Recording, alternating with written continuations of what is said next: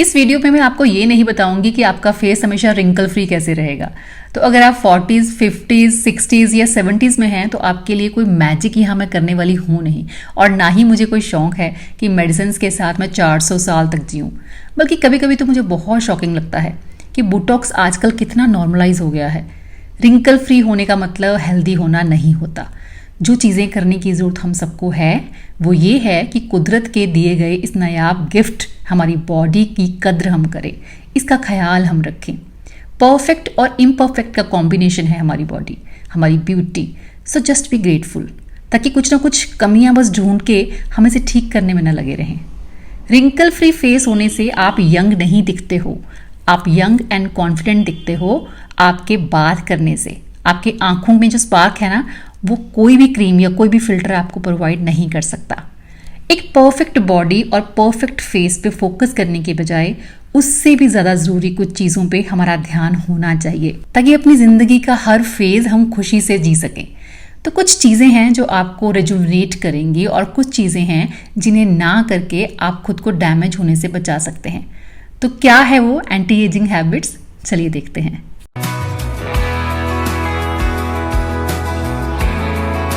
जब भी slow ageing की बात आती है तो सबसे पहले न्यूट्रिशियस फूड की बात आती है।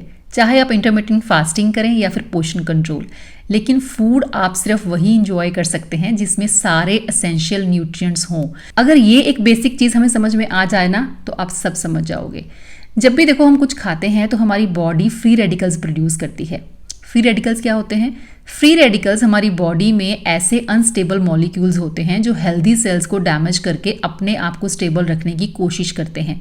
ये ज़्यादा जब हो जाते हैं तो एजिंग और कई हेल्थ प्रॉब्लम्स का रिस्क बढ़ जाता है। लेकिन जब हम बहुत ज़्यादा फूड खाते हैं, मतलब ओवर ईट करते हैं और बहुत ज़्यादा गलत चीज़ें खाते हैं, तो हमारी बॉडी में ऑक्सीडेटिव स्ट्रेस इंक्रीज होता है, जिससे इन्फ्लेमेशन भी बढ़ती है, जो हमें फास्ट एजिंग की तरफ पुश करता है। लेकिन जब हम कम खाते हैं, थोड़ी कैलोरी रिस्ट्रिक्ट करते हैं, तो ऑक्सीडेटिव स्ट्रेस कम हो जाता है। मैं ये नहीं कह रही हूँ कि आप खाओ मत, मैं कह रही हूँ कि कम खाओ लेकिन बेटर खाओ। कम खाना और अच्छा खाना एक बेसिक प्रिंसिपल है फॉर योर गुड हेल्थ। जब आपकी डाइट में ग्रीन लीफी वेजिटेबल्स होती हैं तो आपका डाइजेस्टिव सिस्टम बहुत बढ़िया काम करता है, बहुत स्मूथली काम करता है, जिससे बॉडी में खाना सड़ता नहीं है, जो कि इन्फ्लेमेशन का ही एक रीजन है। प्रोटीन ठीक है अगर आपकी डाइट में, तो मसल स्ट्रॉन्ग और टाइट रहेंगे, जिससे आपकी स्किन लूज नजर नहीं आएगी और आप यंग दिखते हैं।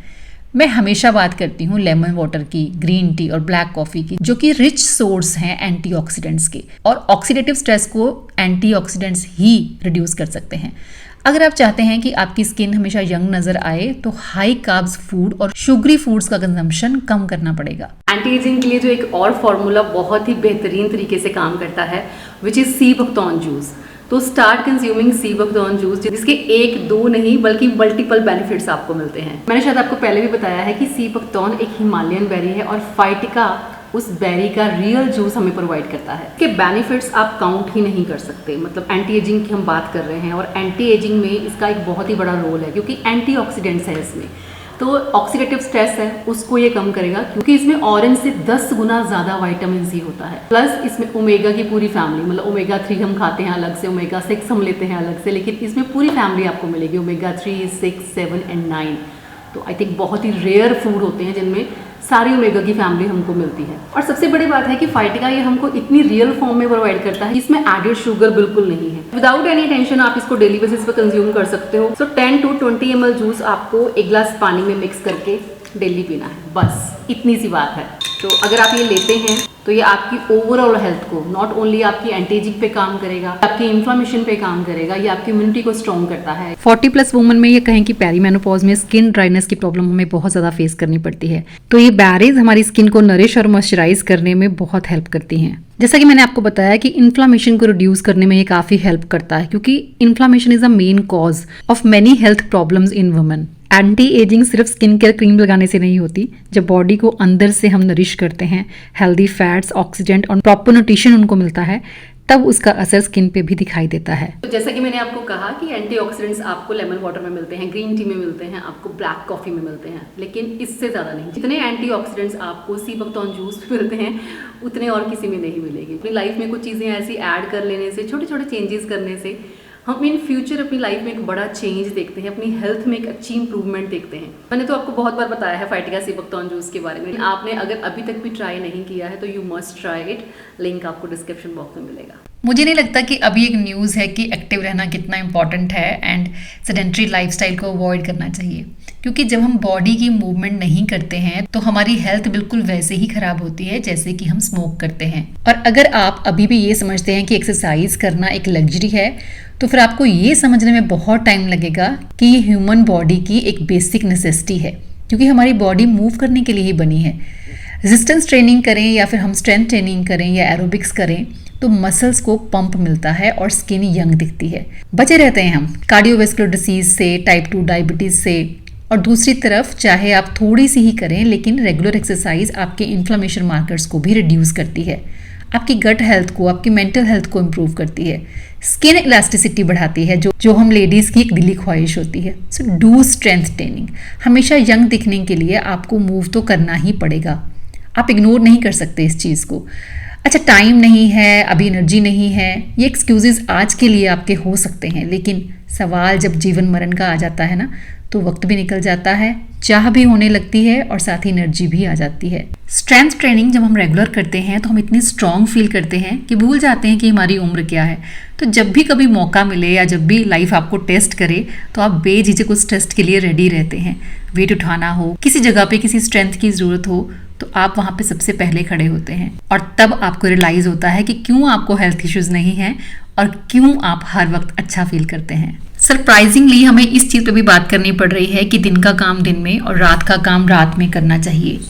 लाइट में जियो का मतलब है कि बॉडी की नेचुरल सर्काडियन रिदम के अकॉर्डिंगली जीना, और ये एक नेचुरल 24 आवर्स रिदम है जो हमारी बॉडी फॉलो करती है और ऑलमोस्ट सभी लिविंग बींग्स के अंदर यही सेम क्लॉक होती है। मुर्गा समय पे बांग देता है और चिड़ियां बिना घड़ी देखे सुबह होते ही चहकने लगती हैं। हमारी बॉडी के टिश्यूज और सेल की specific clock proteins, clock genes and एक मास्टर क्लॉक ब्रेन होती है, और ये सब मिलके बायोलॉजिकल क्लॉक बनाते हैं। और ये क्लॉक बेस्ट काम करती है जब हम अपने इन्वायरमेंट की नेचुरल रिदम को फॉलो करते हैं, यानी कि दिन में काम करना और रात को आराम करना। और यही रिदम हमारी नींद, हमारे हार्मोन्स, हमारे एपेटाइट, डाइजेशन और टेम्परेचर को भी कंट्रोल करती है। और अगर इस रिदम में डिस्टर्बेंस आती है तो वक्त से पहले ageing, worse metabolic health, obesity और मूड डिसऑर्डर बहुत कॉमन होते हैं। Late night eating, night shifts, देर रात तक जागना, स्क्रीन पे वक्त बिताना, ये सारी चीज़ें हमारी बॉडी की नेचुरल रिदम को खराब कर देती हैं। आप यंग रहने के लिए कितनी ही ग्रीन स्मूदीज क्यों ना पी लें, लेकिन अगर आपके सोने और उठने की टाइमिंग सही नहीं है तो आप फास्ट एजिंग को कभी भी रोक नहीं पाएंगे और हेल्थ खराब होने से भी नहीं। एक वीडियो है इस टॉपिक पे मेरी पहले भी कि लो एनर्जी में भी आप एनर्जेटिक फील करते हैं जब आपके पास कुछ गोल्स होते हैं, क्योंकि पर्सनली मैंने ये फील किया है कि अगर आपका कोई ड्रीम है, कोई गोल है या कोई छोटा सा प्रोजेक्ट भी है जिस पे आप काम कर रहे हैं, तो ये चीज़ें हमें सिर्फ जिंदा ही नहीं रखती बल्कि हमें हमेशा खुश और पॉजिटिव भी रखती हैं, क्योंकि ये हमें हमेशा यूजफुल होना फील करवाती हैं। आपको एक पर्पस मिलता है, एक क्लैरिटी मिलती है, हम एक्टिव रहते हैं, हमारा माइंड अलर्ट रहता है और उन गोल्स को अचीव करने के लिए हम हमेशा कुछ नया सीखने के लिए भी एक्साइटेड रहते हैं। कहते हैं ना कि जब लाइफ में कुछ पर्पस होते हैं तो इंसान कभी बूढ़ा नहीं होता। छोटे छोटे गोल्स बनाइए, बिजी रखिए खुद को, चाहे गार्डनिंग कीजिए, मतलब अपने गार्डन में कुछ फल और सब्जियां उगाइए, पेंटिंग कीजिए, बुक लिखिए, म्यूजिक सीखिए, कोई लैंग्वेज सीखिए, you can do anything of your choice. Cooking सीखिए, इतनी वर्सटाइल है कुकिंग, आप नई नई रेसिपीज सीख सकते हैं। खुद को नया लुक देने के लिए कुछ नए आउटफिट्स ट्राई कीजिए, उन पे सर्च कीजिए, मतलब छोटे छोटे प्रोजेक्ट्स अपने बनाते रहिए जिन पे आप काम करते रहें, क्योंकि जब हमारे पास कोई डायरेक्शन होती है, लाइफ का कुछ मीनिंग होता है, तो कार्डियोवैस्कुलर डिसीज के रिस्क भी काफी कम हो जाते हैं और मेंटल हेल्थ भी इंप्रूव होती है। तो अगर आप जिंदा हैं तो सपने देखने में अभी भी देर नहीं हुई है। आपकी एज कुछ भी है लेकिन मेंटली आप एज्ड हो या नहीं, उसका बड़ा साइन ये है कि जो एज्ड लोग होते हैं, जो मेंटली एज्ड होते हैं, वो हर बात की चिंता करते हैं। जो चीज़ें उनके कंट्रोल में है उनकी भी, और जो उनके कंट्रोल में नहीं है उनकी भी। एक फेथ होना चाहिए कुदरत पे कि कुदरत अपने हिसाब से चल रही है, सो गो विद द फ्लो। मैं हमेशा कहती हूँ कि जब आप अच्छी कंडीशंस में हो सो बी ग्रेटफुल। वो कहते हैं ना कि खुश हो तो शुक्र करो और दुख हो तो सब्र करो। फिजिकली और मेंटली जो एक्टिव लोग होते हैं ना, वो ब्लाइंडली कभी किसी पे फेथ नहीं करते। वो कुछ भी सुनते हैं, देखते हैं, उस पर विचार जरूर करते हैं। जो लेडीज स्लो एज्ड होती हैं ना, उन्हें आप बेपरवाह देखोगे। वो अपनी लाइफ को फेथ और इंजॉयमेंट के साथ जीती हैं। ये चीजें एक्चुअल में आपको दूसरों से अलग बनाती हैं, क्योंकि आप किसी से कंपटीशन नहीं करते। आपका कंपटीशन खुद के साथ होता है, खुद का बेस्ट वर्जन बनने के लिए। अपनी एज से यंग दिखने वाले लोग दूसरों की बहुत केयर करते हैं, उनको बहुत हेल्प करते हैं, क्योंकि सबके साथ अच्छा रहना बहुत अच्छा होता है।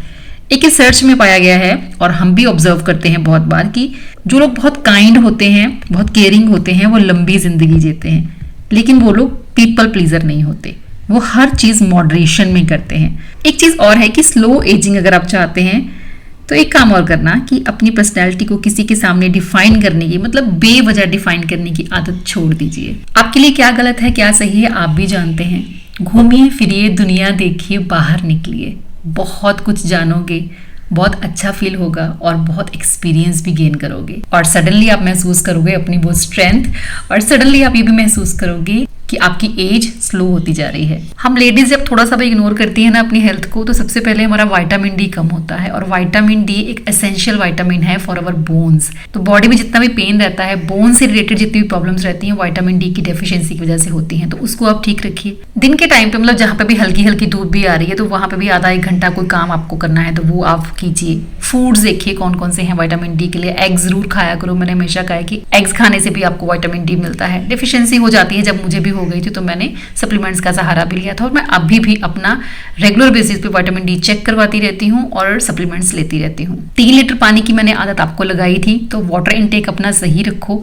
आपको मैंने बोला था टम्बलर लो, बॉटल लो 1 लीटर की, उसको 3 बार आपने फिल करना है। आपकी बॉडी डिटॉक्स रहेगी तो इन्फ्लेमेशन होगी ही नहीं, और आप एज्ड नहीं हो सकते। आप यंग दिखोगे, आपके फेस पे, आपकी स्किन पे आपको शाइन नजर आएगी। और जब डिहाइड्रेशन होती है, बॉडी में पानी की कमी हो जाती है, तो स्किन भी देखो कैसे श्रिंक हो जाती है, बिल्कुल ड्राई हो जाती है, और जल्दी आपके फेस पे रिंकल्स नजर आना शुरू हो जाते हैं। क्योंकि हमारे सेल्स तक पानी पहुंचना बहुत जरूरी है, क्योंकि अंदर से जब हमारी बॉडी के सेल हाइड्रेट रहते हैं तो ही हमारी बॉडी पे बाहर से ग्लो नजर आता है। 3 लीटर सिंपल पानी पीना मुश्किल लगे तो उसमें हेल्दी फ्लेवर्स ऐड करो। जैसे मैंने आपको बताया सी बकथॉर्न जूस, तो इसको आप ऐड करके देखना, आपको बहुत सारे चेंजेस नजर आएंगे। तो चलिए आज की वीडियो में इतना काफी है। ये 7 जो हैबिट्स हैं, इनमें से आपको कौन सी हैबिट सबसे ज्यादा पसंद आई है, कौन सी हैबिट्स आप ऑलरेडी फॉलो कर रहे हैं, मुझसे शेयर जरूर करना। और अगर नहीं खुद का ख्याल रख रहे हैं तो रखना शुरू कीजिए। मिलूंगी नेक्स्ट वीडियो में। Till then bye bye, take care and stay healthy.